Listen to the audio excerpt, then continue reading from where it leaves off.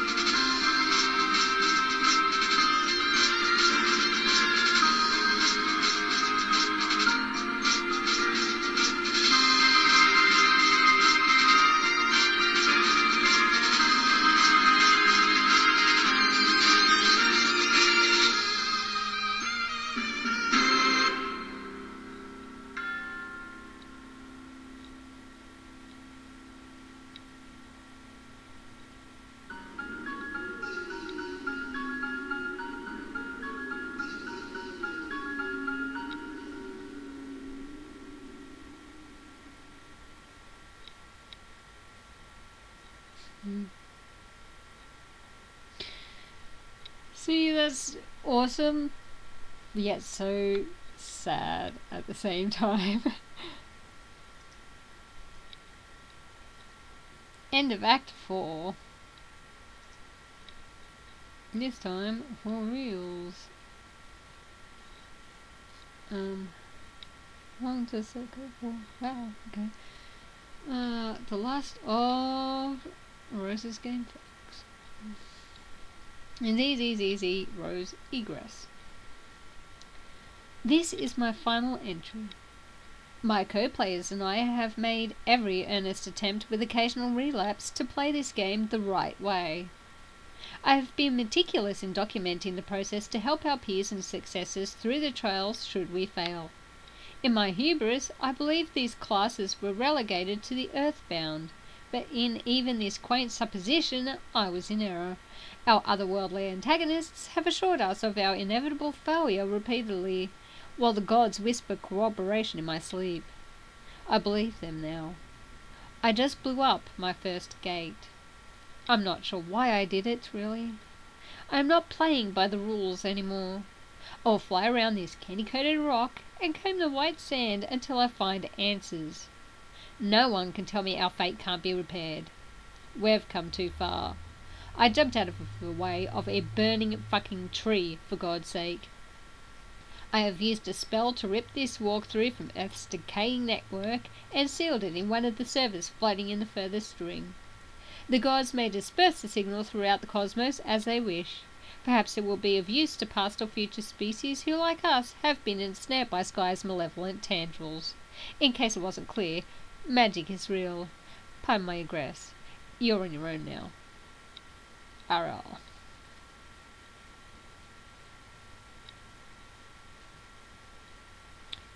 Hours in the future.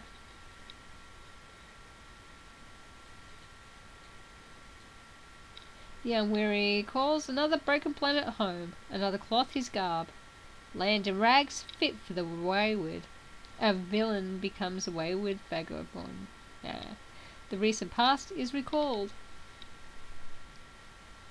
That is so traumatizing. An accursed mascot is located among fallen brethren, its visage reviled.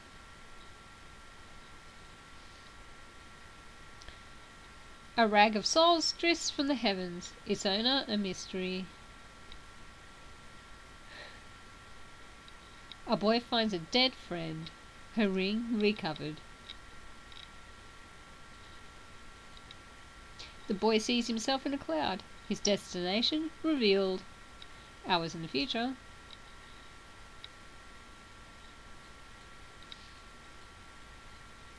A mistress becomes a mendicant. The recent past is recalled. A communication device is borrowed. A rendezvous arranged. The slayer is summoned. The collateral presented. Snap. The droll is beckoned. The bargain honoured. The boy finds the castle, his courier's path crossed. Boof. She is pissed. The mail is delivered, an obligation satisfied. The package is open, letters read. It was time. I'll try to do these letters. If it doesn't work, I might have to just cut it and leave it at just December. Oh God. John, from what I hear tell, you've been through a bit of an adventure by the time you're reading this. That's so great. I love adventure, and I would bet my bottom boombuck you do too. I think we are birds of a feather, John. I am pretty eager to meet you. Oh yeah, I should have mentioned we are going to meet someday. I hear you like movies, is that right, John? I love movies too. Have you ever seen Weekend at Bernie's? So friggin' hilarious. It's hard to talk to Jade about movies because she doesn't really know about movies, but I'm sure you know that. Boring. Just kidding, Jade. You know I love you, and I think you're a blast. Okay, speaking of Jade, we spent quite a long time working on this present for you. It's a big team effort. Okay, I had to do quite a lot of arm twisting to get her to go along with helping me make such an oddball present for you and so well in advance. but I had my arm sort of twisted myself to get this going in the first place. But then she came around to the idea because she could see the future. Pretty amazing if you ask me. It'll all be clear later. Gadzooks, with all this arm twisting, I've been getting a good workout. We should wrestle when we meet John. I love to wrestle, but I don't get a chance to wrestle with anyone that much. Do you like to get into fisticuffs, John? Scrums and whatnot? Me too. Anyway, you should listen to Jade from here on out, John, because she sure seems to know what's best for you. Whatever your adventure throws at you, I'm sure she'll tell you and you can handle it. She believes in you. There is another page to this letter. Oh, kicking Christ in a dirty diaper. I almost forgot to mention what's in this box. Sorry this shit's so small. I mean, obviously it's small. Contents. Royal Derringer, Quills of Echidna. That's Ahab's crosshairs. There is another letter from a different author. Dear John. Dear John, happy birthday! Even though it's super late and you probably went through a lot of trouble to get it, I really hope this present cheers you up. You looked so sad while you were reading my letter. Which is to say, the one you are reading now. I can explain. You see, when I go to sleep, in my dreams I wake up on the moon of a planet called Prospect. By now you must know about this place. I have lived there in my dreams most of my life, and I made so many friends there over the years. And you were there too, but you were asleep. The fact that you are awake now, I think, means all my friends are in trouble. You're awake because it is your job to help them. We will both help them. But, I know these things because while I was on the moon, whenever it passed through Skya, I could see lots of things in the clouds. The past, the future, stuff about our friends, and stuff about you. Not that you are awake and apparently at the centre of Skya. Wow! You should be able to see stuff in the clouds too. Maybe you already have. About this present. My pen pal helped me to work on it. He included a letter too. He's really funny and silly. I like him a lot and I think you would too. It took a long time between the two of us. And sure, the present looks like a fun and completely ridiculous thing to get, but it is also really important. You were getting it exactly when you need it most. Maybe that's hard to believe, but it's true. I saw it happen already.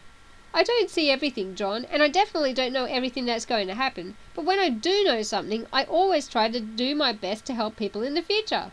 When I'm supposed to, that is. You'll get the hang of it. John, I am really looking forward to seeing you when you wake up. It's been nice playing with my Prospician friends and all, but it's also kind of lonely knowing you were in the other tower sleeping and having lousy dreams. I'm not even sure when I am. I'm not even sure where I am when you were reading this, but I'm sure I'll make it down to where you are soon. Geez, how did you get down there? Oh well, I'll find out. I can't wait to fly around the moon with you and show you all my favourite places. It'll be so much fun! Laugh, Jade. He's crying tears of pain. Of course his, friend just died practically right in front of him. A boy's grief is interrupted. His ring soared. It's so ridiculous. The toy has taken a new master. The tactician, a misstep. Check. Hours in the future. A regulator becomes a renegade. The recent past is recalled. A temple is fled and soon revisited. A nearby laboratory is also revisited. Its satellites dispatched. A sleeping boy is found, rumbling ominous. The lab is in flight. It exists inoperative. Its exits inoperative. Blah. Another public servant makes a sacrifice. A citizen's safety secured. A tyrant is retreating. A battleship landing.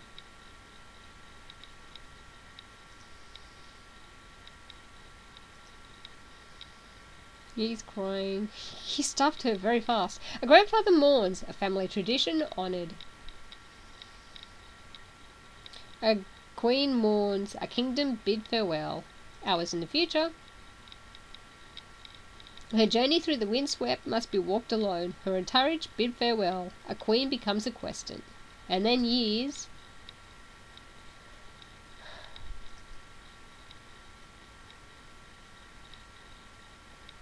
A key is employed. A command station repaired.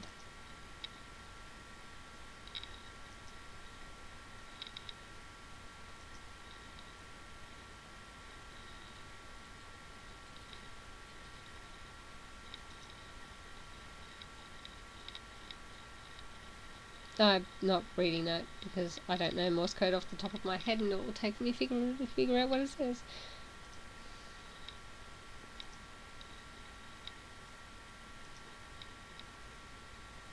There's another cloud. And inside a dark laboratory unused for years.